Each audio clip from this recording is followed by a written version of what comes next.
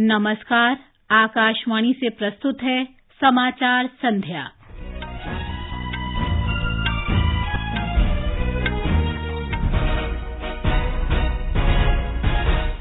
राष्ट्रीय शिक्षा नीति 2020 के कार्यान्वयन के कल 3 वर्ष पूरे होंगे। शिक्षा मंत्री धर्मेंद्र प्रधान ने कहा, सरकार की 3 से 8 वर्ष के बच्चों को औपचारिक शिक्षा प्रणाली में शामिल करने की योजना। प्रधानमंत्री नरेंद्र मोदी ने विश्व की निजी कंपनियों से भारत के सेमीकंडक्टर उद्योग में निवेश करने का आह्वान किया। लोकसभा ने खान और खनिज विकास तथा विनियमन संशोधन विधेयक सहित 3 विधेयक पारित किए। एशियाई विकास बैंक राजस्थान में शहरी सेवाओं के विस्तार के लिए $20 करोड़ का ऋण देगा। मौसम विभाग ने बिहार, झारखंड, पश्चिम बंगाल के गांगेय क्षेत्र और ओडिशा में अगले 3 दिन तक अत्यधिक वर्षा का अनुमान व्यक्त किया। और जापान ओपन बैडमिंटन टूर्नामेंट के पुरुष सिंगल्स सेमीफाइनल में कल लक्ष्य सेन का मुकाबला इंडोनेशिया के जोनाथन क्रिस्टी से। समाचार संध्या के साथ मैं प्रियंका अरोड़ा। केंद्रीय शिक्षा मंत्री धर्मेंद्र प्रधान ने कहा है कि सरकार ने 3 से 8 वर्ष के बच्चों को औपचारिक शिक्षा प्रणाली में शामिल करने की योजना बनाई है। आकाशवाणी समाचार से विशेष साक्षात्कार में शिक्षा मंत्री ने कहा कि नई शिक्षा नीति के बाद ये सिफारिश की गई थी और नई शिक्षण तथा अध्ययन सामग्री तैयार की गई है।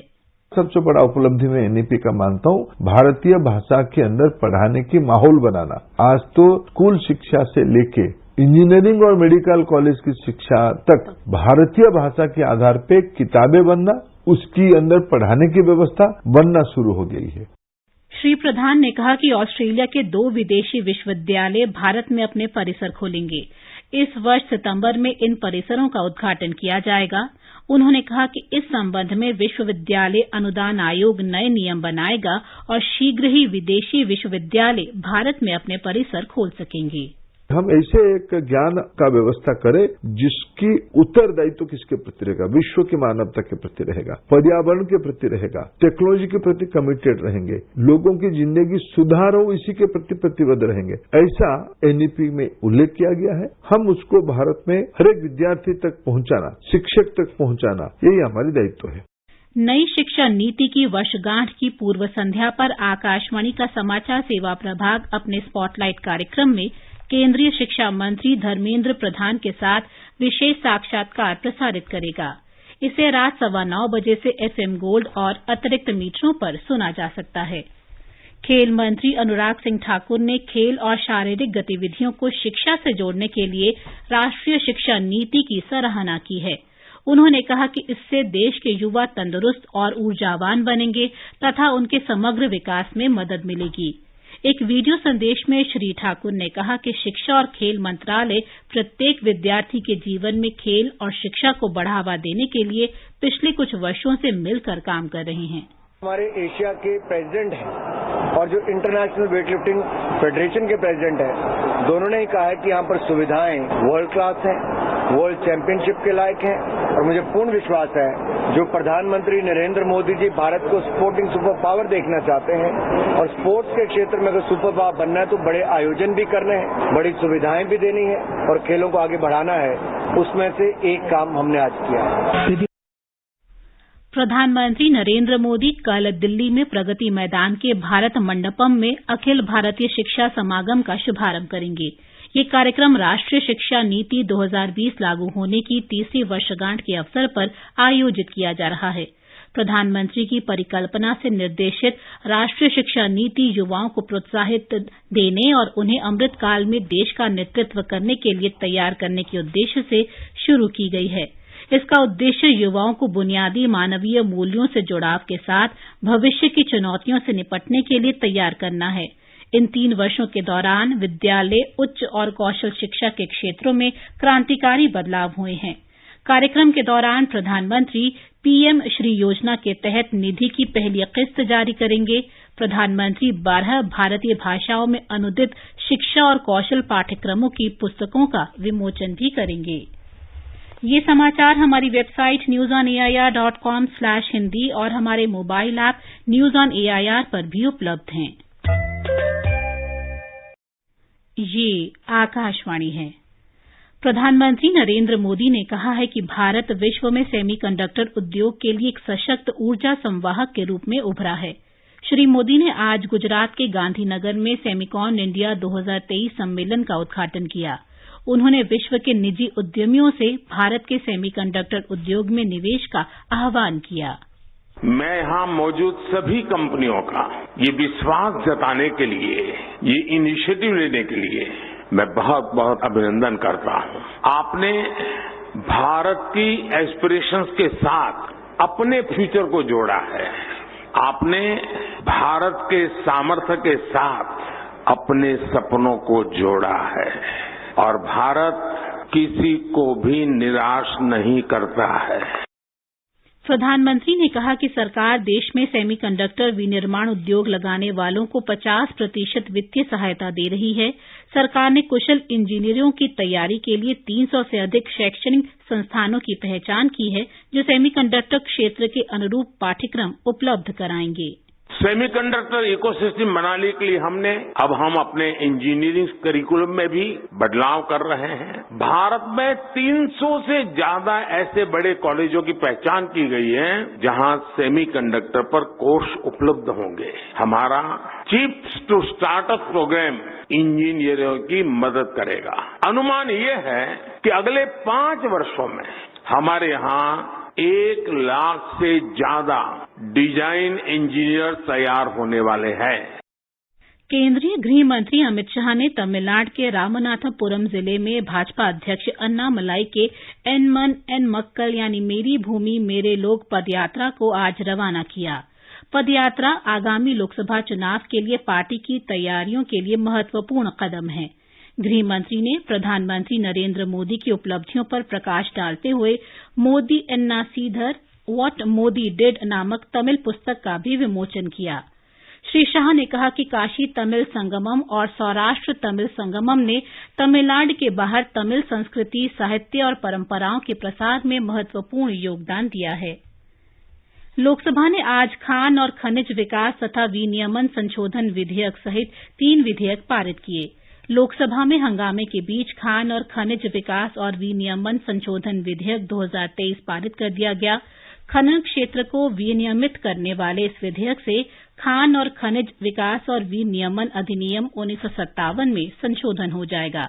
विधेयक के अनुसार 29 खनिजों की खोज के लिए लाइसेंस जारी किए जाएंगे, जिनमें सोना, चांदी, कांसा, कोबाल्ट, निकल, सीसा, पोटाश और रॉक फास्फोरस शामिल हैं। लोकसभा ने राष्ट्रीय नर्सिंग और मिडवाइफरी आयोग विधेयक 2023 पारित कर दिया है। ये विधेयक नर्सिंग और मिडवाइफरी पेशेवरों के जरिए शिक्षा और सेवा मानकों के विनियमन का प्रावधान करेगा। सदन ने राष्ट्रीय दंत आयोग विधेयक 2023 भी पारित कर दिया। इसका उद्देश्य देश में दंत चिकित्सा व्यवसाय को विनियमित करना तथा गुणवत्तापूर्ण और किफायती दंत चिकित्सा शिक्षा उपलब्ध कराना है। केंद्रीय मंत्री पीयूष गोयल ने आज कहा कि सरकार मणिपुर मुद्दे पर संसद में नियम 176 के तहत बहस के लिए तैयार है। नई दिल्ली में श्री गोयल ने कहा कि इसी तरह राजस्थान, छत्तीसगढ़ और पश्चिम बंगाल में भी महिला सुरक्षा पर चर्चा होनी चाहिए। उन्होंने कहा कि विपक्षी दलों को संसद की कार्यवाही बाधित करने के बजाय इस मामले पर चर्चा में भाग लेना चाहिए। सभी विपक्षी दलों को अनुरोध करते हैं कि वो पार्लियामेंट को सुचारू रूप से चलने दें और मणिपुर और अन्य विषयों के ऊपर चर्चा करें। चर्चा से कोई भी समस्या का समाधान निकल सकता है। चर्चा न होने से देश के लिए एक गंभीर प्रश्न चिन्ह उठता है कि क्या विपक्ष के दल वास्तव में चर्चा चाहते हैं या नहीं। ये समाचार आकाशवाणी से प्रसारित किए जा रहे हैं। ताजा समाचार जानने के लिए आप हमारे Twitter handle @AIR News Hindi को फॉलो कर सकते हैं।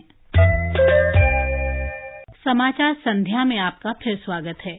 भारत सरकार और एशियाई विकास बैंक ने राजस्थान में शहरी सेवाओं में विस्तार के लिए $20 करोड़ के ऋण समझौते पर हस्ताक्षर किए हैं। वित्त मंत्रालय ने कहा है कि इससे जलापूर्ति और स्वच्छता प्रणाली के विस्तार की मौजूदा राजस्थान नगर विकास क्षेत्र परियोजना के लिए वित्तीय सहायता उपलब्ध होगी। इससे कम से कम 7 कस्बों में जलापूर्ति प्रणाली में सुधार होगा। बिहार में आटा, सूजी और मैदा की बढ़ती कीमतों को नियंत्रित करने के लिए भारतीय खाद्य निगम ने फरवरी से जुलाई 2023 तक खुले बाजार में लगभग 3 लाख मीट्रिक टन गेहूं की बिक्री की है।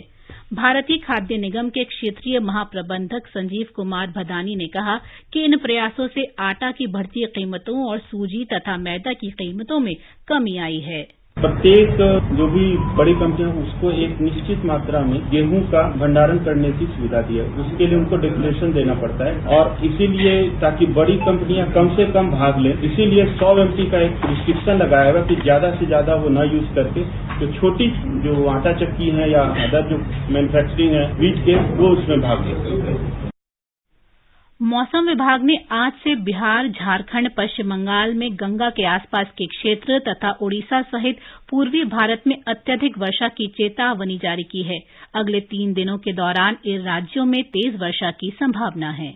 मौसम विभाग ने अगले 5 दिन के दौरान पूर्वोत्तर राज्यों में अलग अलग स्थानों पर तेज से बहुत तेज वर्षा की संभावना व्यक्त की है। मौसम विभाग के अनुसार अगले 5 दिनों के दौरान कोंकण, गोवा और मध्य महाराष्ट्र में हल्की से तेज वर्षा के साथ कुछ स्थानों पर बहुत तेज वर्षा जारी रहेगी। कल उत्तराखंड, हिमाचल प्रदेश, हरियाणा, चंडीगढ़, दिल्ली, पूर्वी राजस्थान और पूर्वी उत्तर प्रदेश में हल्की से मध्यम वर्षा के साथ कुछ स्थानों पर बहुत तेज वर्षा होने की संभावना है।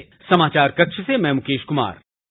आज विश्व हेपेटाइटिस दिवस है। अंतर्राष्ट्रीय प्रयासों को प्रोत्साहित करने के लिए हर साल ये दिन मनाया जाता है। अखिल भारतीय आयुर्विज्ञान संस्थान एम्स नई दिल्ली के गैस्ट्रोएंट्रोलॉजी विभाग के प्रमुख डॉक्टर अनूप सराया ने आकाशवाणी के साथ बातचीत में कहा कि हेपेटाइटिस बी और सी वायरस गंभीर लीवर रोग का कारण बनते हैं, जिससे दीर्घकालिक जटिलताएं होती हैं। लक्ष्य Sen Japan open badminton tournament के पुरुष सिंगल्स सेमीफाइनल में पहुंच गए हैं। क्वार्टर फाइनल में लक्ष्य ने जापान के कोकी वानातेबा को लगातार गेम में 21-15, 21-19 से हराया। सेमीफाइनल में कल लक्ष्य का सामना इंडोनेशिया के जोनाथन क्रिस्टी से होगा। अंत में मुख्य समाचार एक बार फिर। राष्ट्रीय शिक्षा नीति 2020 के कार्यान्वयन के कल 3 वर्ष पूरे होंगे। शिक्षा मंत्री धर्मेंद्र प्रधान ने कहा, सरकार की 3 से 8 वर्ष के बच्चों को औपचारिक शिक्षा प्रणाली में शामिल करने की योजना। प्रधानमंत्री नरेंद्र मोदी ने विश्व की निजी कंपनियों से भारत के सेमीकंडक्टर उद्योग में निवेश करने का आह्वान किया। लोकसभा ने खान और खनिज विकास तथा विनियमन संशोधन विधेयक सहित 3 विधेयक पारित किए। एशियाई विकास बैंक राजस्थान में शहरी सेवाओं के विस्तार के लिए $20 करोड़ का ऋण देगा। और मौसम विभाग ने बिहार, झारखंड, पश्चिम बंगाल के गंगाई क्षेत्र में अगले 3 दिन तक अत्यधिक वर्षा का अनुमान व्यक्त किया। इसके साथ ही समाचार संध्या का ये अंक समाप्त हुआ। नमस्कार।